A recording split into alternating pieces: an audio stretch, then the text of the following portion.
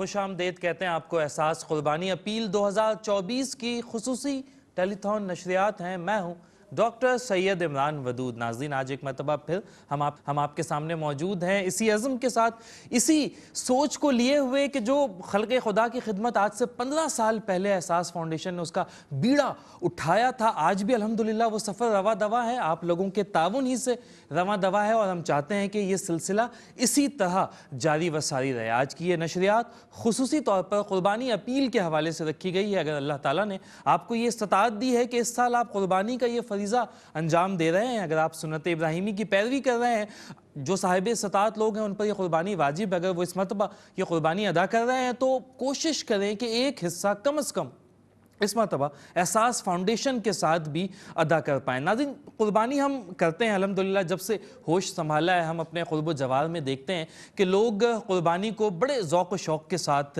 ادا کرتے ہیں، اور یقیناً اس کے پیچھے جو سوچ کار فرما ہے وہ یہی ہے کہ جو آج سے سینکڑوں سال پہلے ہم نے وہ واقعہ تاریخ میں دیکھا کہ جو انسانی ذہن جس کو قبول کرنے کے لیے بھی انسانی ذہن حیران رہ جائے کہ اس طرح کا واقعہ بھی ہو سکتا ہے، کوئی اس طرح کی قربانی بھی پیش کر سکتا ہے رب کے حضور۔ ہم تو اس قربانی کے مصداق کچھ بھی پیش نہیں کرے، لیکن بہرحال اس قربانی کی یاد میں ہم اس تہوار کو مناتے چلے آ رہے ہیں۔ اللہ تعالیٰ کو یہ ادا اس قدر پسند آئی تھی کہ رہتی دنیا تک کے مسلمانوں کے لیے اللہ تعالیٰ نے اس چیز کو واجب قرار دیا، اور جتنے بھی صاحب استطاعت لوگ ہیں وہ قربانی کو ادا کرتے ہیں۔ تو ہم تو اس قربانی کا عشر عشیر بھی پیش نہیں کر پاتے، بس مقصد وہی ہے جو حضرت ابراہیم علیہ السلام کا تھا، جو حضرت اسماعیل علیہ السلام کا تھا، کہ جب حکم خداوندی آ جائے تو باقی تمام چیزیں پیچھے رہ جاتی ہیں، اور حکم خداوندی کی بجا آوری کے لیے انسان اپنے آپ کو پیش کرتا ہے۔ ہم بھی اسی چیز کو مد نظر رکھتے ہوئے یہ قربانی کر رہے ہیں، لیکن جہاں پر یہ سوچ کار فرما ہے قربانی کے پیچھے، وہیں پر اگر ہم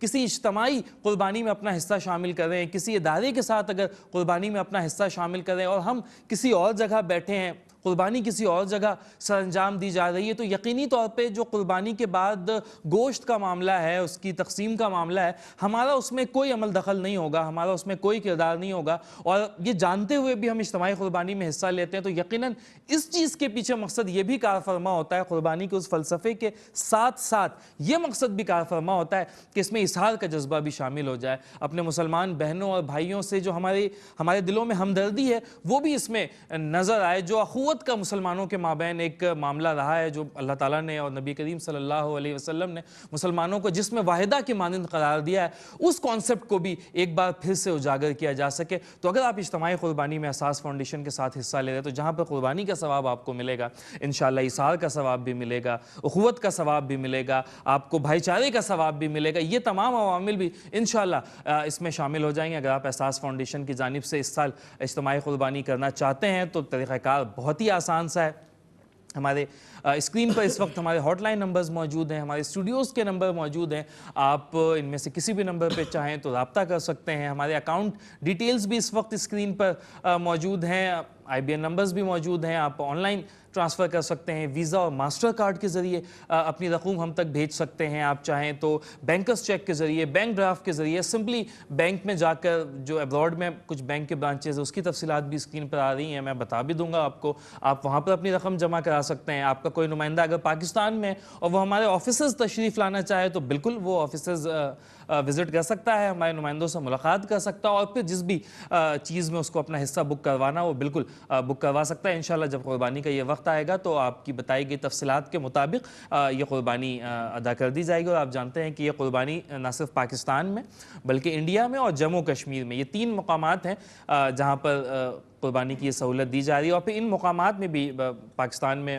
متعدد شہر ہیں جہاں پر یہ قربانی کی جائے گی، انڈیا کے متعدد شہر ہیں، جموں کشمیر کے متعدد علاقے ہیں جہاں پر یہ قربانی جو ہے وہ ادا کی جائے گی۔ تو آپ جس بھی علاقے میں قربانی ادا کرنا چاہتے ہیں، چونکہ ہمارے بہت سے ناظرین جو اوورسیز ہیں، سمندر پار پاکستانی ہیں یا ہندوستانی ہیں، وہ ان کا آبائی تعلق جس علاقے سے ہوتا ہے، ان کی خواہش اور کوشش ہوتی ہے obviously کہ وہ اسی علاقے میں قربانی کریں، یا کسی کا کوئی ایک کنیکشن ہوتا ہے، کسی کے دادا کا تعلق وہاں سے ہے، یعنی کہ پیرنٹل جو ان کے انسسٹرز ہیں وہ ان کا تعلق فلاں علاقے سے ہے، یا میٹرنل سائڈ کا تعلق فلاں علاقے سے ہے، تو وہ ایک رغبت ہوتی ہے، ایک محبت ہوتی ہے ان علاقوں سے۔ تو متعدد علاقے ہیں جہاں پر آپ یہ قربانی بالکل بک کروا سکتے ہیں۔ اگر آپ اس وقت ہمیں امریکہ سے دیکھ رہے ہیں اور آپ چاہتے ہیں کہ آپ کی جانب سے پاکستان میں قربانی کی جائے اور ایک مکمل گائے آپ قربان کرنا چاہتے ہیں پاکستان میں، تو یہ $560 میں آپ کر سکتے ہیں۔ اگر آپ چاہتے ہیں کہ گائے میں ایک حصہ لیں پاکستان میں، تو اس کے لیے آپ نے $80 پے کرنے ہوں گے۔ اگر آپ پاکستان میں ایک بکرا قربان کرنا چاہتے ہیں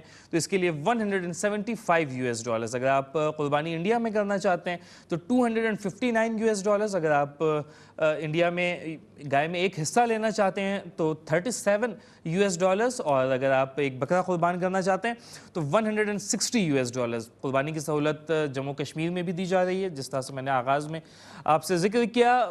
ایک مکمل گائے وہاں پر $574، گائے میں ایک حصہ، جموں کشمیر میں $82، اور وہاں پر اگر آپ بھیڑ قربان کرنا چاہتے ہیں تو وہ $195 میں آپ ایک بھیڑ بک کروا سکتے ہیں۔ انشاءاللہ علماء کرام کی زیر نگرانی شرعی تقاضوں کو مد نظر رکھتے ہوئے انشاءاللہ قربانی ادا کی جائے گی۔ اس کے حوالے سے دیگر تفصیلات بھی ہیں انشاءاللہ پروگرام کے اگلے حصے میں، آنے والے حصے میں ہم بالکل آپ سے وہ بھی آپ کو آگاہ کریں گے، اس بارے میں بھی آپ کو بتائیں گے۔ پروگرام کا فارمیٹ آپ جانتے ہیں کہ ہمارے ساتھ مہمانوں کا ایک خوبصورت پینل موجود ہوتا ہے اور ہم ان سے سوالات کرتے ہیں، بات چیت کرتے ہیں قربانی کے حوالے سے بھی، اور چونکہ اب حج بھی بالکل قریب ہے اس حوالے سے بھی انشاءاللہ آج کے پروگرام میں گفتگو ہوگی۔ آج بھی ایک بہت اچھا خوبصورت پینل ہمارے ساتھ موجود ہے، عالم دین بھی موجود ہیں، سماجی شعبے کی نمائندگی بھی ہے، اور ساتھ ساتھ ثنا خوان رسول بھی ہمارے ساتھ پروگرام میں موجود ہوتے ہیں۔ میں چاہتا ہوں کہ اپنے مہمانوں کا تعارف آپ سے کرواؤں۔ ہمارے ساتھ آج تشریف رکھتے ہیں مفتی عبدالقادر ہزاروی صاحب۔ آپ انہیں پہلے بھی ہماری اسکرین پر، QTV کی اسکرین پر احساس فاؤنڈیشن کی نشریات کے حوالے سے آپ انہیں دیکھتے رہتے ہیں، اور ماشاءاللہ قادر الکلام ہیں، بہت اچھی گفتگو فرماتے ہیں۔ آج ایک بار پھر نشریات میں ہمارے ساتھ موجود ہیں۔ آپ کو خوش آمدید کہتے ہیں مفتی صاحب، کیسے مزاج ہیں؟ الحمدللہ، بہت شکریہ، جزاک اللہ، خیریت سے ہیں؟ ہمارے ساتھ آج، اور نہ صرف آج بلکہ کافی عرصے سے آپ انہیں احساس فاؤنڈیشن کی نشریات میں اور QTV کی اسکرین پر دیکھتے رہتے ہیں، سماجی شعبے میں اپنی سرگرمیاں انجام دیتے رہتے ہیں، سماجی خدمتگار بھی ہیں، صحافت سے بھی وابستگی رہی ہے، عرصہ دراز سے ماشاءاللہ یہ تمام کام کرتے چلے آ رہے ہیں۔ جناب جاوید میمن صاحب آج ایک بار پھر سے ہمارے ساتھ پروگرام میں موجود ہیں۔ جاوید بھائی، آپ کو بھی خوش آمدید کہتے ہیں، کیسے مزاج ہیں؟ ٹھیک ٹھاک ہیں، خیریت سے؟ اور آج ہمارے ساتھ ایک بہت ہی خوبصورت اور بہت ہی شاندار ثنا خوان رسول بھی موجود ہیں۔ میں ان کا بڑا گرویدہ ہوں اور میں ان کا فین بھی ہوں، ماشاءاللہ بہت اچھی آواز کے مالک ہیں، بہت اونچا پڑھتے ہیں، اپنی آواز کے حوالے سے ایک جداگانہ پہچان رکھتے ہیں۔ جناب ماسٹر سمیر احمد صاحب، سمیر بھائی کیسے مزاج ہیں؟ السلام علیکم، ٹھیک ٹھاک ہیں، خیریت سے؟ آپ بتائیں، آپ ٹھیک ہیں؟ بالکل خیریت سے۔ اور پروگرام کا فارمیٹ یوں ہوتا ہے کہ ویسے تو آغاز ہو چکا ہے، لیکن ہم چاہیں گے باقاعدہ آغاز جو ہے وہ حمد باری تعالیٰ سے، اور پھر اس کے بعد ہم مہمانوں سے گفتگو کا سلسلہ کریں گے۔ حاضر ہے تیرے دربار میں ہم،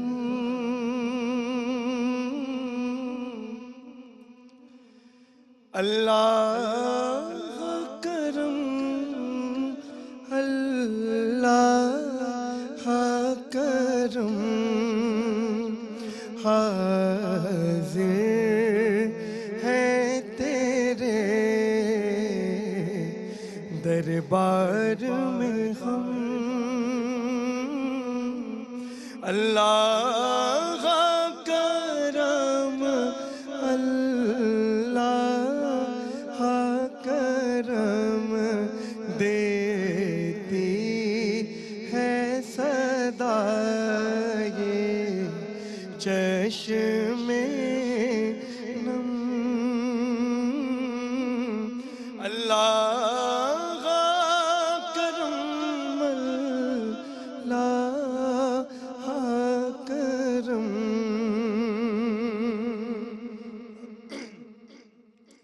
ہیبت سے ہر کے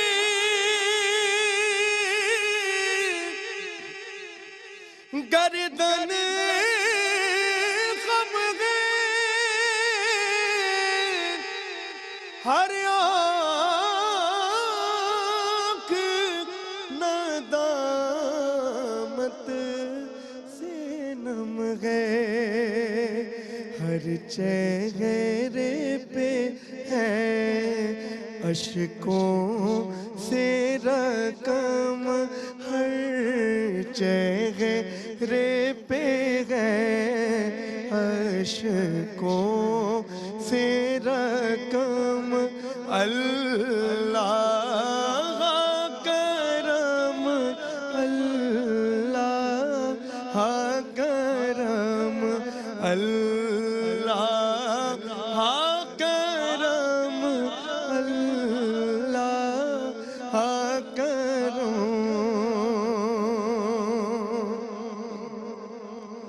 ہر سال طلب فرما مجھ کو ہر سال وہ شعر دکھا مجھ کو ہر سال کروں میں طواف غرم ہر سال کروں میں طواف غرم اللہ کرم اللہ کرم حاضر ہے تیرے دربار میں ہوں اللہ کرم اللہ کرم کیا کہنے بھائی، ماشاءاللہ ماشاءاللہ. سمیہ بھائی سلامت رہیں، زندہ باد. بہت اچھا آغاز آپ نے فراہم کیا. آج کی ٹرانسمیشن کو ناظرین گفتگو کا سلسلہ مہمانوں کے ساتھ اس کا آغاز کریں گے. ہمارے ساتھ مفتی عبدالقادر ہزاروی صاحب تشریف رکھتے ہیں. مفتی صاحب، چونکہ اب ذی الحج کا چاند بھی نظر آ چکا ہے اور جو فرزندان توحید ہیں وہ جوق در جوق جا بھی رہے ہیں. آغاز کافی پہلے ہو چکا ہے ان کا اور اب بھی یہ سلسلہ جاری ہے. عازمین حج عازم سفر ہیں.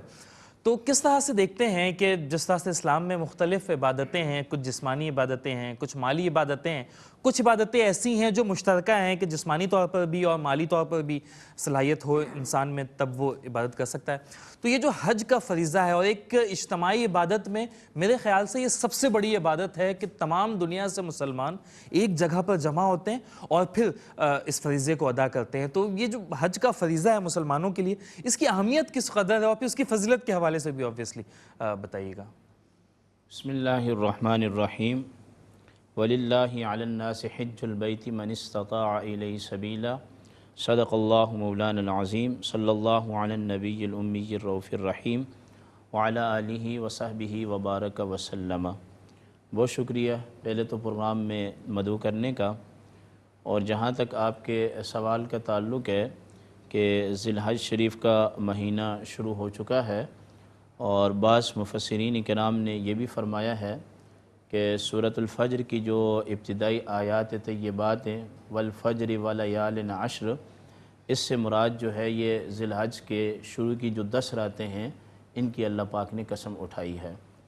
اور بعض مفسرین کرام نے یہ فرمایا کہ اس سے مراد محرم الحرام کی جو 10 راتیں ہیں ان کی قسم اٹھائی ہے. خیر دونوں ہی مہینے ایک اسلامی سال کا آخری مہینہ ہے اور ایک پہلا مہینہ ہے. اور اسلامی سال کا جو آخری مہینہ ہے وہ حضرت اسماعیل علیہ السلام کی قربانی ہے اس میں، اور جناب حضرت سیدنا عثمان ابن عفان کی شہادت بھی اسی مہینے میں ہے. اور جو اسلامی سال کا پہلا مہینہ ہے اس کے آغاز میں ہی جناب سیدنا عمر بن خطاب کی شہادت ہے، اور 10 محرم الحرام کو جناب امام علی مقام اور آپ کے رفقا کی جو ہے وہ شہادتیں ہیں. تو ایک آپ اس میں سے نیک فعل نکال سکتے ہیں کہ اسلام کی ابتدا بھی شہادت ہے اور اسلام کی جو انتہا ہے وہ بھی شہادت ہے. ابتدا ہے اسماعیل. جی بالکل ایسے ہی ہے. تھوڑا سا اگر میں آپ کو پیچھے لے جاؤں کہ آپ نے جیسا کہ فرمایا کہ حج ایک مالی اور بدنی دونوں عبادتیں، پچھلے پروگرام میں ہم اس پر بات کر بھی چکے ہیں. یہ سن 9 ہجری کے اندر پہلا قافلہ جو ہے حج کا وہ نبی کریم علیہ السلام نے اپنی سرپرستی میں روانہ فرمایا. بالکل ٹھیک. اور اس کے جو امیر تھے وہ جناب سیدنا صدیق اکبر رضی اللہ تعالیٰ عنہ تھے. اور تقریباً یہ قافلہ جو ہے 300 افراد پر جو ہے وہ مشتمل تھا، صحیح۔ اور آپ علیہ السلام اس میں شریک نہیں ہوئے بنفس نفیس۔ جی۔ اس کی کئی وجوہات بیان کی ہیں، مگر ہمارے مشائخ نے یہ بات بیان فرمائی ہے کہ جس شخص پر حج واجب ہو جائے اسے فوراً اہتمام کرنا چاہیے۔ نبی کریم علیہ السلام کا نہ جانا یہ اس لیے ہے کہ اللہ پاک نے آپ کی زندگی کی خبر اور آپ کے وصال مبارک کی خبر مکمل آپ کو اللہ نے دی ہوئی تھی، یعنی حضور جانتے تھے کہ میں نے کب اس دنیا سے تشریف لے جانا ہے۔ یہ پہلا حج تھا جو سن 9 ہجری کے اندر جناب ابوبکر صدیق رضی اللہ تعالیٰ عنہ کی عمارت کے اندر ہوا۔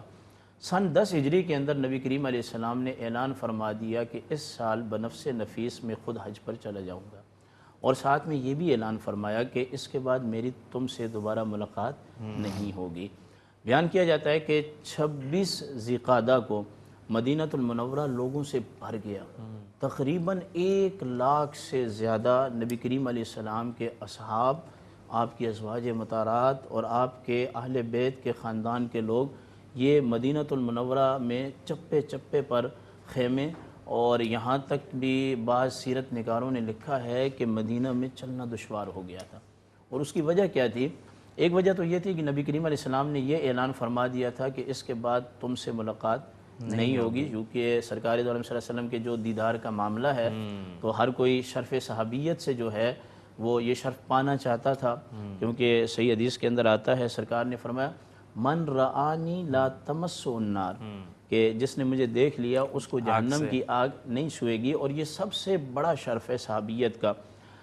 سن 10 ہجری کے اندر 26 ذی قعدہ کی فجر کے بعد نبی کریم علیہ السلام کے سواری کے کجاووں کو سیٹ کیا جا رہا تھا، اور صحابہ کرام جو منتظر تھے کہ اب نبی کریم علیہ السلام حج کے لیے نکلیں گے تو ایک خوشی کی لہر دوڑ گئی، اور اس حج کے اندر آپ علیہ السلام نے اپنی تمام ازواج کو اس میں شریک کیا، تمام صحابہ اس میں شریک ہوئے، اور جناب والا سیدنا علی المرتضیٰ یمن کی انتظامی معاملات ان کے پاس تھے اس وقت، وہ وہاں سے جو ہے مکہ المکرمہ تشریف لائے۔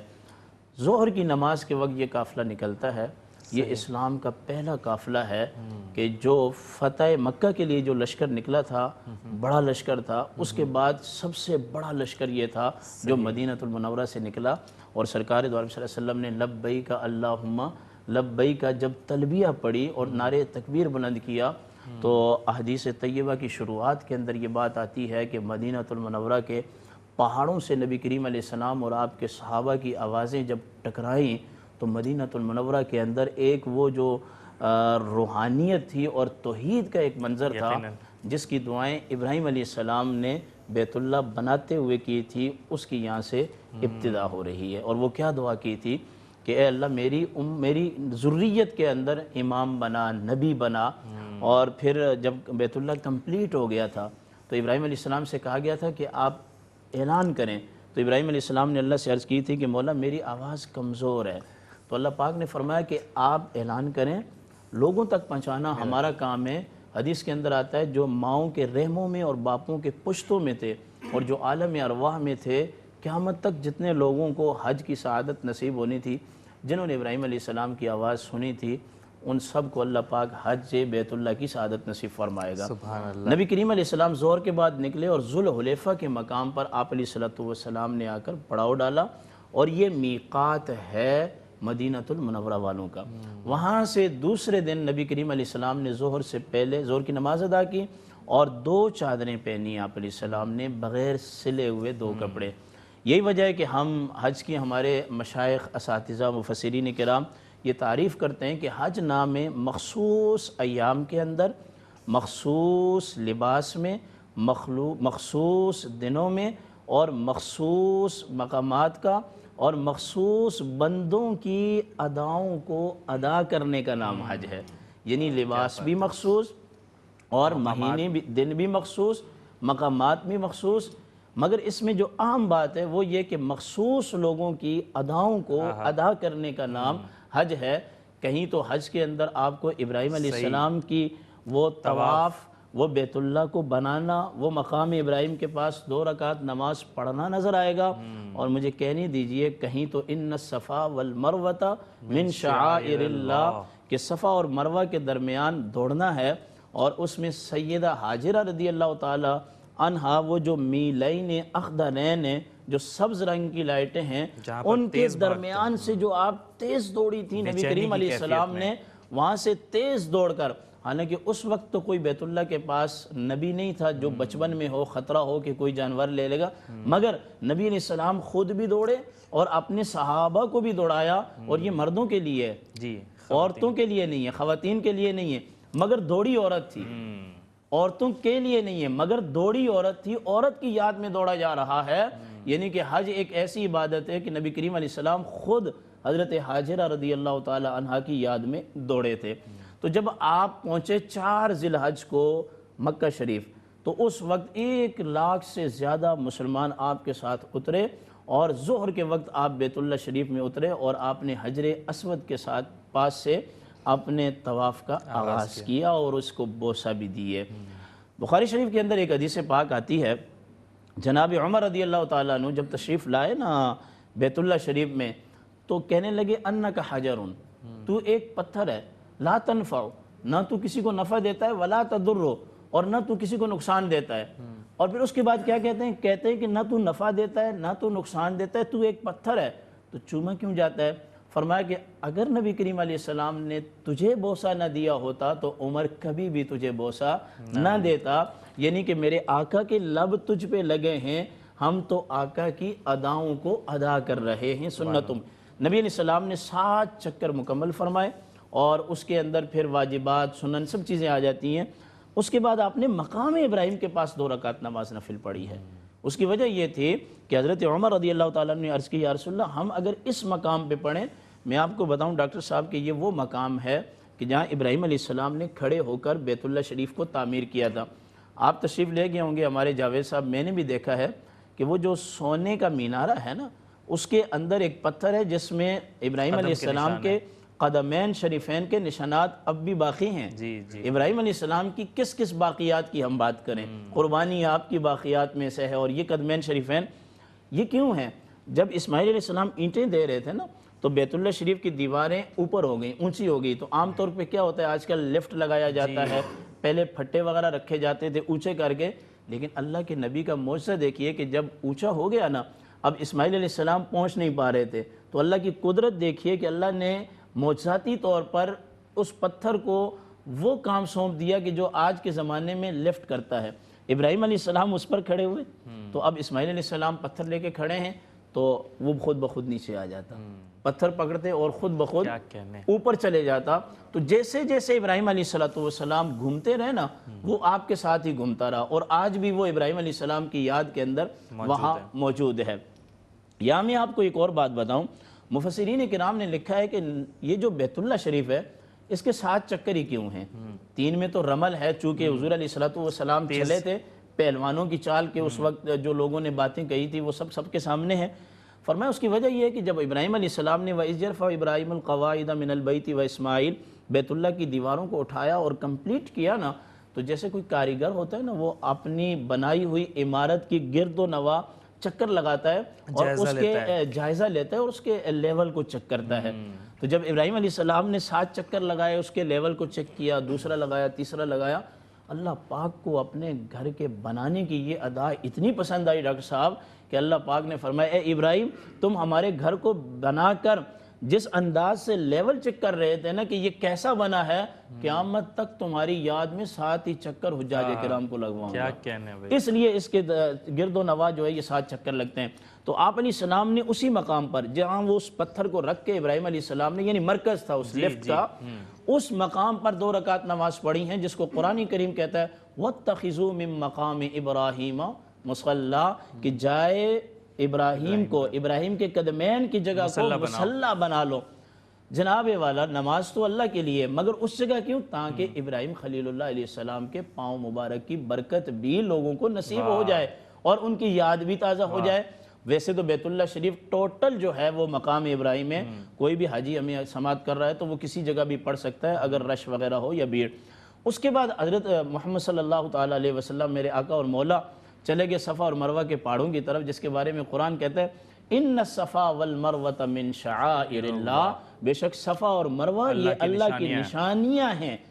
اب مکہ میں تو بڑے بڑے پہاڑ ہیں نا، ان کو اللہ پاک نے اپنے نشانیاں قرار نہیں دیا. یہ ٹیلے جیسی پہاڑی ہے. جی بالکل. اب تو تعمیر کر کے ڈاکٹر صاحب اس کے اوپر بھی جو ہے کیا نام ہے وہ بلڈنگ بنا دی گئی ہے. اور جو پہلی دفعہ بندہ جاتا ہے وہ یہ سمجھتا ہے جاوید صاحب کہ کوئی بہت بڑی پہاڑ ہوگی، لیکن جب بندہ وہاں جاتا ہے تو اب تو وہ بہت ساری کاٹ پیٹ کے ایک سلسلہ بنا دیا ہے.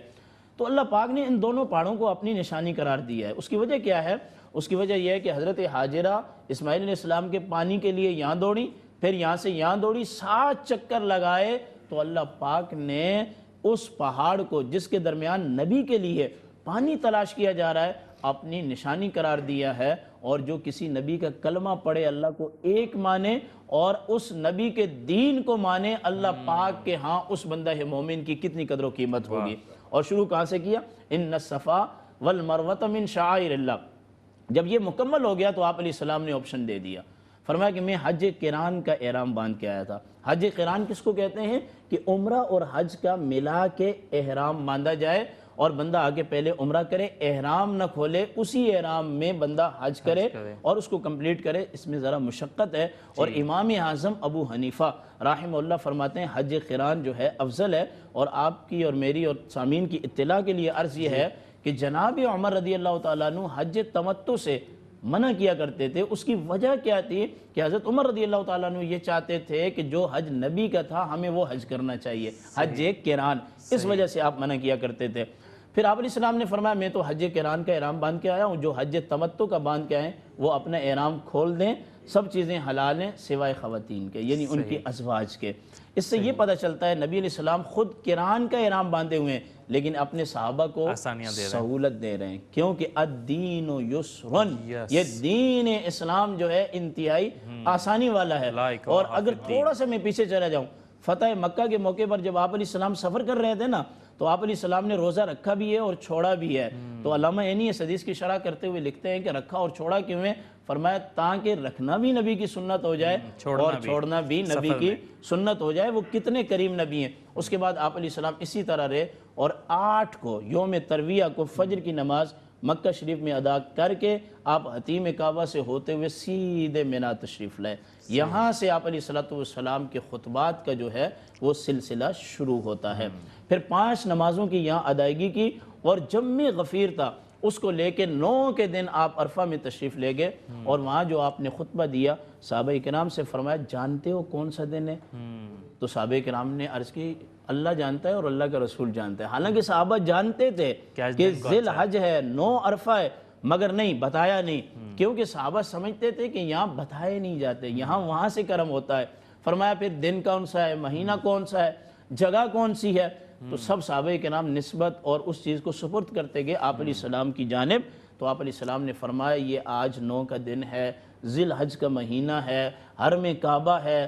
فرمایا کہ جس طرح آج کے دن اس مقام میں اس لباس کے اندر یہاں بہت ساری چیزیں حرام کر دی گئی ہیں، اس حج کا روح والا خطبہ دیکھیے اور مغز دیکھیے اور ایک وہ جملہ جس کے اندر پورا اسلام آ گیا.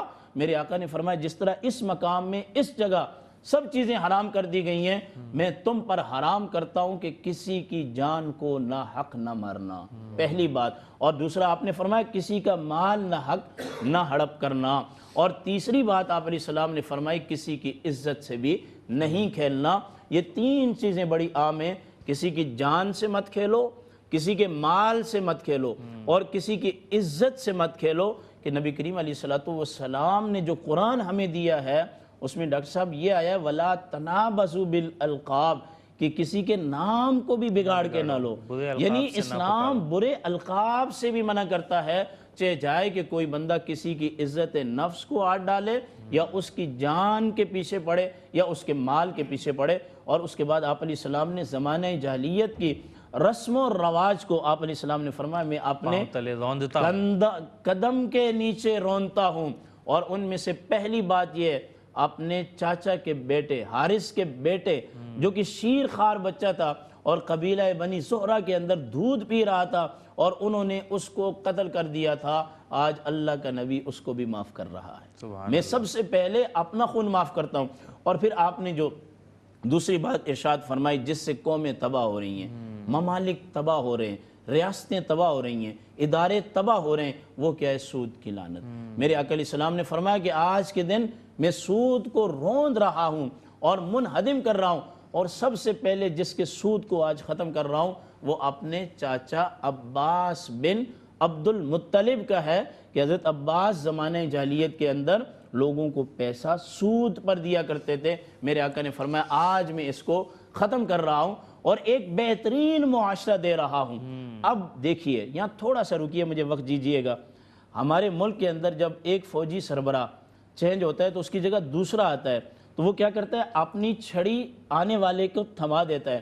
اچھا، میں اس تقریب کو خصوصیت کے ساتھ جاوید صاحب دیکھتا ہوں، یہ تقریب مجھے لطف دیتی ہے۔ اس کا مطلب کیا ہوتا ہے ڈاکٹر صاحب؟ جب ایک جانے والا فوجی آنے والے فوجی کو اپنی چھڑی دے رہا ہوتا ہے، یا صدر اس کا حلف لے رہا ہوتا ہے، یا پھر وزیر اعظم حلف لے رہا ہوتا ہے، اس کا مطلب کیا ہوتا ہے؟ کہ ہماری قسمت کا، ہماری جانوں کا، ہماری معاشیت کا، ہماری تعلیم کا، ہماری عسکری چیزوں کا فیصلہ ہو رہا ہے، آج دوسرے دم بندے کو دیا جا رہا ہے۔ میرے آقا نے فرمایا آج کے بعد تم سے میری ملاقات نہیں ہوگی۔ اب سوال یہ پیدا ہوا کہ آپ 30 پارے کس کو دیں گے؟ آپ دین کس کو دیں گے؟ حج کی یہ اس موقع پر 1 لاکھ سے زیادہ جو لوگ ہیں ان کو آپ کیا منتقل کریں گے؟ تو سرکار نے ایک بات فرمائی، بلغوا عنی ولو آیہ۔ اس مقام میں جو آفاقی دین آسمان سے اللہ نے مجھ پر نازل کیا ہے، اے میرے اصحاب آج میں یہ دین آپ کے سپرد کر کے جا رہا ہوں۔ یعنی کہ آپ کہہ سکتے ہیں کہ حج کے موقع پر نبی کریم علیہ السلام نے صحابہ کو دین کا وارث اس انداز سے بنایا کہ میں تمہیں جو دے رہا ہوں بلغوا عنی، وہ پہنچاؤ آگے میری جانب سے، ولو آیہ، اگرچہ ایک آیت ہی کیوں نہ ہو۔ گویا کہ نبی علیہ السلام نے حجۃ الوداع کے موقع پر سارا کا سارا دین جو ہے وہ صحابہ کرام کے حوالے کر دیا، اور آپ کے جانے کے بعد وہ دین جناب صدیق اکبر، جناب عمر، جناب عثمان، جناب علی المرتضیٰ۔ اور پھر یہ دین کیسے منتقل ہوتا ہے؟ میرا آخری جملہ، وہ یہ دین کیسے منتقل ہوتا ہے؟ جناب صدیق اکبر نے اپنے طریقے سے منتقل کیا، اور جناب عمر نے اپنے طریقے سے، جناب عثمان نے اپنے طریقے سے، جناب علی المرتضیٰ نے اس دین کو اپنے طریقے سے منتقل کیا، جناب امام حسن نے اپنے طریقے سے منتقل کیا، مگر جناب امام حسین نے اس دین کو اپنے آنے والوں کے لوگوں کے لیے اس طرح منتقل کیا، نہ زبان سے کیا، نہ قلم سے کیا، نہ انتظامی امور سے کیا، بلکہ اپنے خاندان کے کئی لوگوں کو کٹوا کر اور خود اللہ کی بارگاہ میں اپنا سر پیش کر کے قرآن امت کو دے دی۔ واہ، کیا کہنے جناب اب اس سے آگے بھی آپ سے جاننا چاہیں گے۔ جاوید بھائی بھی ہمارے ساتھ تشریف لے۔ جاوید صاحب، قربانی کے حوالے سے بھی یہ مہینہ ہی ہے، حج کا بھی مہینہ ہے، قربانی کا بھی مہینہ ہے، حج میں بھی قربانی کی جاتی ہے، لیکن وہ اوبویسلی ایک علیحدہ کانسیپٹ کے ذریعے، وجہ اس کی مختلف ہے۔ ابھی جو ہم قربانی کرتے ہیں مسلمان پاکستان میں بھی اور دیار غیر میں بھی، آپ کا ایکسپوجر رہا ہے کافی عرصے سے، آپ نہ صرف پاکستان میں بلکہ میں آپ کے معمولات پاکستان سے باہر بھی وہ بھی جانتا ہوں۔ اور تو کیا فرق ابھی آپ دیکھتے ہیں کہ جو پاکستان میں قربانی کا ایک رائج طریقہ ہے اور پھر جو باہر قربانی کا رائج طریقہ ہے، فرق تو بہرحال موجود ہے، وہ ہے کیا، وہ میں آپ سے جاننا چاہتا ہوں۔ اور پھر جو ہمارے سمندر پار پاکستانی ہیں جو وہاں دیار غیر میں رہتے ہیں، انہیں قربانی کی سہولت ویسے میسر نہیں ہے جیسے پاکستان میں ہے کہ ہم سب اپنے گھروں کے باہر یہ قربانی کر سکتے ہیں۔ تو وہ لوگ کس طرح سے وہاں پر قربانی کرتے ہیں؟ ان کے لیے اجتماعی قربانی جو ہے وہ کتنی بڑی نعمت ثابت ہو سکتی ہے، ان کے لیے کتنا بہتر ہو سکتا ہے، سودمند ہو سکتا ہے، یہ اس حوالے سے عرض کر دیجیے گا۔ بسم اللہ الرحمن الرحیم۔ ہمارے یہاں جو پاکستان اور انڈیا جہاں مسلمان بڑی تعداد میں بستے ہیں، جو قربانی کی سہولت ہمارے یہاں ہے ایشیا میں، وہ شاید میں خیال دنیا کے کسی حصے میں نہیں ہے۔ یہاں تک کہ آپ امریکہ یا برطانیہ یا کہیں بھی چلے جائیں تو وہ تصور، یہ والا تصور کہیں نہیں ہے جو ہم بالکل اتنی شان سے، اتنے 2 مہینے پہلے سے ہم قربانی کا سب سے شروع کر دیتے ہیں۔ اچھا، ایک ماحول سا بن جاتا ہے باقاعدہ۔ اس میں ایک مسئلہ بھی ہے کہ وہاں کے لوگ چاہتے بھی ہیں نا، تو یہ نہیں ہو سکتا۔ ابھی کل ہی میرے ایک صاحب آئے وہاں سے، تو ان سے میری بات ہو رہی تھی، تو کہنے یار بہت مشکل کام ہے، اور ہم جو ہے یہاں سے 47 کلومیٹر دور جا کے اس کام کو انجام دیتے ہیں۔ اور ظاہر سی بات ہے، اب یہاں تو دیکھیں 5 چھٹیاں ہیں، अच्छा 5 छुट्टियां गवर्नमेंट की, 5 छुट्टियां हम कर लेते हैं तो 10 दिन माशाल्लाह बड़े आराम से, और ऐसे ही है, ऐसे फिर ही बाद है। में भी कोई उससे मसला पहले नहीं। जानवर लेना, फिर कुर्बानी, वहाँ फिर तो उसकी थकन उतारने के लिए भी। एक एक घंटे का वहाँ तो हिसाब है आपको, एक एक घंटे की बात है, एक एक मिनट की बात है, मतलब आवर्स की जिंदगी आपको पता जी, है। hourly तो payments भी मकसद होती ये है कि इस तनाजुर में अगर हम देखें तो ये एहसास कुर्बानी जो हमारी है, ये सिस्टम, ये उनके लिए बड़े यानी तोहफे से कम नहीं है। और हम देखते हैं कि हमारे भाई बहन जो दूसरे घर में बसते हैं, वो बड़े ज़ौक़ व शौक़ से एहसास की तरफ, मकसद ये है कि कुर्बानी के लिए आते हैं। क्यों? कि उनको कोई अच्छा प्लेटफॉर्म चाहिए, कोई अच्छी जगह चाहिए जहाँ इनकी कुर्बानी, जिससे वो मुतमईन हो जाएं कि हाँ हमारी कुर्बानी सही जगह पे, सही मकाम पे हो जाए। तो फरीज़ा भी अदा, हक भी अदा। हक भी अदा हो जाए। देखें, हम यहाँ शहरों में बसते हैं, सारी सहूलतें मौजूद हैं आपके हमारे पास। अगर हम 3 हिस्से भी करते हैं शरई तरीके से, तो आप देखें ना, उसको एक हिस्सा अपना तो रख लेंगे, एक हिस्सा रिश्तेदारों की, एक हिस्सा जो गुरबा और मसाकीन का है उसको कहाँ पहुँचाएंगे? असल हकदार मिल नहीं पाते। हालांकि सही इसी कह रहे शहर में रहते हैं, इसी मुल्क में रहते हैं, लेकिन ये कि अब आप यहाँ से कहीं 4 घंटे दूर की मुसाफत तय करके ईद के दिनों में तो आप जा नहीं सकते मुमकिन नहीं है कि आप ये 10-12 अपने शॉपर उठा के आप जाएं और उनको देखें। तो अब ये एहसास जो हमारे कुर्बानी का सिस्टम है, ये बड़ा मुनज़्ज़म और तरीके से इन्होंने किया हुआ पूरा। और हम 10 दिन है ना, पूरा साल यहाँ काम होता है, पीछे आपको होता है कि हज़ारों कारकुन इसके पीछे काम करते हैं और मुख्तलिफ जगहों से फीडबैक आता रहता है, उस हिसाब से सब चीज़ें बनती हैं। और बल्कि जानवर भी अपने फार्म हाउसेस अपने तलब और असद दोनों का पता होता है, तो इसीलिए हमें बिठाया जाता है और हम महफिल सजाते हैं कि हमें पता होता है कि पीछे तलब ज़्यादा है, तो उसके लिए इंतज़ाम भी करना है। माशाल्लाह हर साल मेरा ख्याल रिकॉर्ड ब्रेक होते हैं आपके, अल्हम्दुलिल्लाह। तो माशाल्लाह इस साल भी हमें उम्मीद है कि हमारे जो दयार गैर में बसने वाले जो हमारे लोग हैं, वो इस रिवायत को कायम करेंगे और एहसास कुर्बानी सिस्टम के तहत अपना भरपूर हिस्सा मिलाकर पाकिस्तान, इंडिया, जम्मू कश्मीर और जहाँ जहाँ हमारे कुर्बानी हो रही है हैं इस वक्त, जी, हमारे, उसमें भरपूर तरीके हिस्सा लेंगे। देखिए, यहाँ से हम यहाँ कराची में बसते हैं, कराची से दूर कोई इलाका सिंध का ले लें तो यहाँ से जाने के 3-4 घंटे अच्छा, अब हैदराबाद क्रॉस करते करते 2.5 घंटे लग जाते अच्छा, एक बात और है कि ये तो गोश्त देने का सिस्टम, इसके अलावा एहसास का अपना सिस्टम है, अपने सब चीज़ों को देखते हुए। अब गोश्त आप पहुंचा देंगे, गोश्त के बाद उसको पकाएंगे कैसे? वो कई इलाके ऐसे हैं, दूर दराज के इलाके कि जहाँ अब पकाने का कोई सिस्टम नहीं है, मसाला जात नहीं, इंग्रेडिएंट नहीं है, कोई चीज़ नहीं होती उनके पास बेचारों के पास सहूलत। तो या तो गोश्त खराब हो जाए या वो उसके बेचारे कुछ जानवरों को खिला दें। तो ये बहुत बड़ा एक काम है और ये बिल्कुल सही यानी वक्त पे ये काम होता है और उसके पहले से इंतज़ाम होता है कि उन इलाकों में वो सब चीज़ें पहुंचाई जाती हैं, उन इलाकों में सब चीज़ों का इंतज़ाम होता है ताकि ये लोग जो है बाकायदा पकाकर भी तकसीम किया जाता है, उनको पकाकर बाकायदा उसी वक्त खिलाया जाता है, दस्तरखान अच्छा इज्जत के साथ लगाकर, तो उससे दोनों इनके मसले हल हो जाते हैं। गोश्त भी खा लेते हैं और पका हुआ उनको मिल भी जाता है। अल्लाह ताला इस काम में और बरकत देगा इंशाल्लाह। इस साल भी काफी ये सिलसिला जारी रहेगा, खैर का ये काम है, फलाह का काम चलना ही है, है, हाँ इंशाल्लाह, और पहले से बढ़कर चलेगा और पहले से ज्यादा अच्छे और खूबसूरत अंदाज में चलेगा। नाज़रीन, प्रोग्राम में यहाँ पर एक नात रसूल मकबूल सल्लल्लाहु अलैहि वसल्लम भी प्रोग्राम में शामिल करते हैं। सुमैर भाई हमारे साथ मौजूद हैं। सुमैर भाई, बारगाह खत्मी मरतबत में हदिया नात। हुजूर मेरी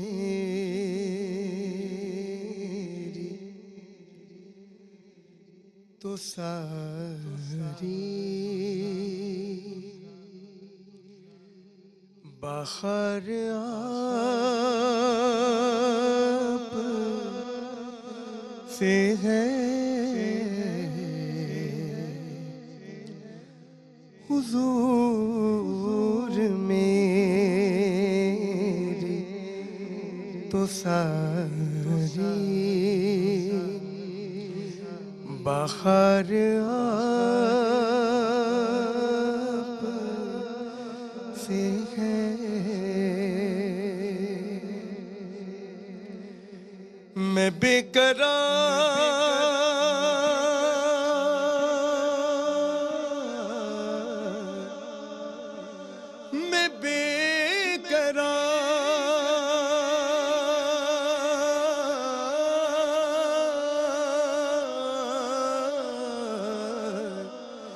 मैं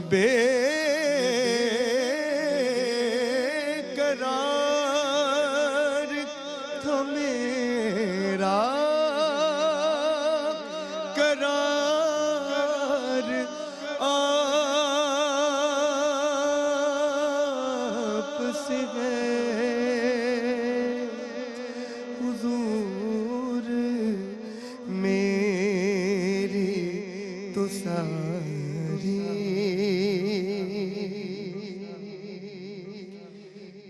میری تو غاستی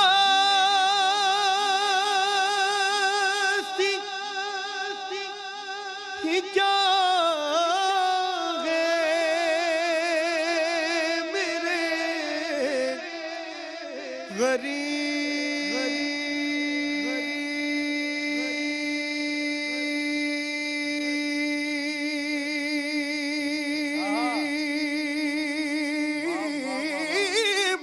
نواز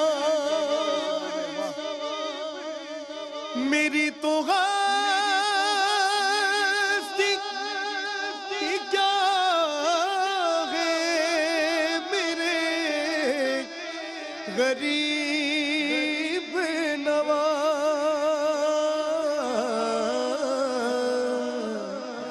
جو مل رہا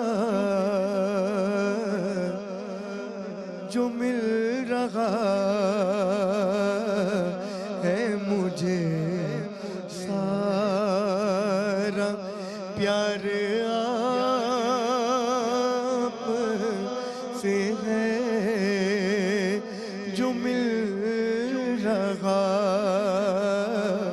ہے مجھے سارا پیار آپ سے ہے کہا یہ عرض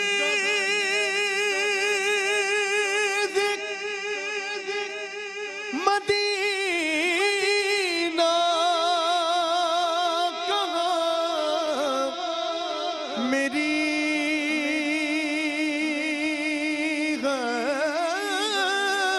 غستی کہا یہ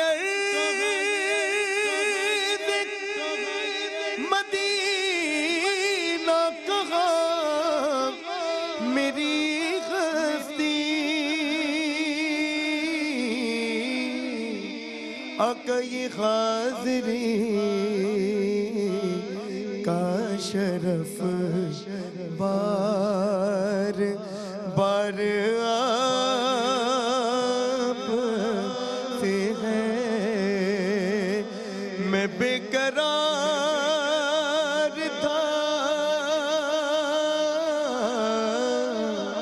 میرا